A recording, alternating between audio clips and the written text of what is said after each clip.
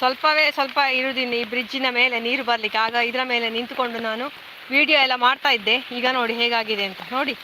ನೀರು ಆಗ ಸ್ವಲ್ಪ ಆದರೂ ಕಾಣ್ತಾ ಇತ್ತಲ್ಲ, ಈಗ ನೋಡಿ ಹೇಗೆ ಲೆವೆಲ್ ಆಗಿದೆ ನೋಡಿ. ಎಷ್ಟು ದೊಡ್ಡ ನದಿ ಇಲ್ಲಿಯೇ ಕ್ರಿಯೇಟ್ ಆಗಿದೆ. ಈಗ ಆಗಕ್ಕಿಂತ ಸಹ ನೋಡಲಿಕ್ಕೆ ರುದ್ರ ಭಯಂಕರವಾಗಿ ಕಾಣ್ತಾ ಉಂಟು ನೋಡಿ. ಇದು ಎದುರುಗಡೆ ನಮ್ಮ ತೋಟದೊಳಗೆ ಕೂಡ ತೆಂಗಿನಕಾಯಿ ಅದು ಇದು ಎಲ್ಲ ತೇಲಾಡಿಕೊಂಡು ಉಂಟು. ಎಲ್ಲಿಂದ ನೀರೆಲ್ಲ ತೋಟದೊಳಕ್ಕೆ ಹೋಗ್ತಾ ಉಂಟು ನೋಡಿ. ನನಗೆ ಇಲ್ಲಿ ಬ್ರಿಡ್ಜಿನ ಮೇಲೆ ನಿಂತಿದ್ದೇನೆ, ನನಗೆ ಹೆದರಿಕೆ ಆಗ್ತಾ ಉಂಟು. ಒಮ್ಮೆ ಜೋರಾಗಿ ಬಂದರೆ ಮಾರ್ರೆ ನೋಡಿ ಹಲಸಿನ ಹಣ್ಣು ಹೋಗ್ತಾ ಉಂಟು. ಸಡನ್ ಆ ಕಡೆಯಿಂದ ಜೋರು ಮಳೆ ಬಂದು ನೀರು ರಭಸಕ್ಕೆ ಬಂದರೆ ಎಣಿಸುವಾಗ ಹೆದರಿಕೆ ಆಗ್ತಾ ಉಂಟು ನನಗೆ ನೋಡಿ. ಇಲ್ಲಿ ಎಲ್ಲ ಹೇಗೆಲ್ಲ ಹೋಗ್ತಾ ಉಂಟು ನೋಡಿ ನೀರು. ಅಬ್ಬಬ್ಬಾ, ನೀರು ನೋಡಲಿಕ್ಕೆ ಎಷ್ಟು ಚಂದವೋ ಅಷ್ಟೇ ರಣಭಯಂಕರ ಅಲ್ಲ. ನೋಡಿ ಹೇಗೆಲ್ಲ ಕಾಣ್ತಾ ಉಂಟು.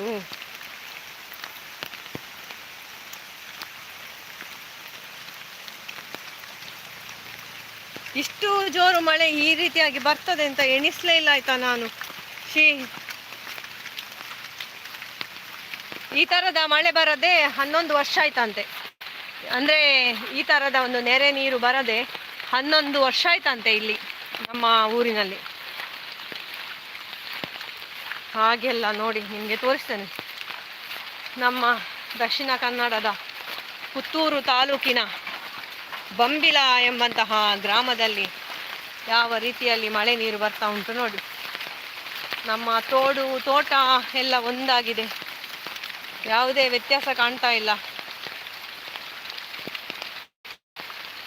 ನೋಡಿ. ತೋಟ ಯಾವುದು ಅಂತ ಯಾರಿಗೂ ಹೇಳಲಿಕ್ಕೆ ಸಾಧ್ಯ ಇಲ್ಲ.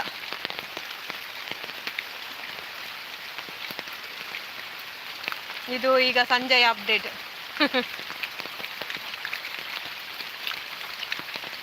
ಎಲ್ಲ ಬಯಲು.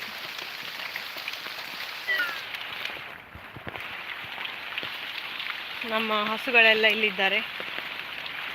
ಎಲ್ಲ ಇವರಿಗೀಗ ಹಿಂಡಿ ಎಲ್ಲ ಕೊಡಬೇಕಷ್ಟೇ.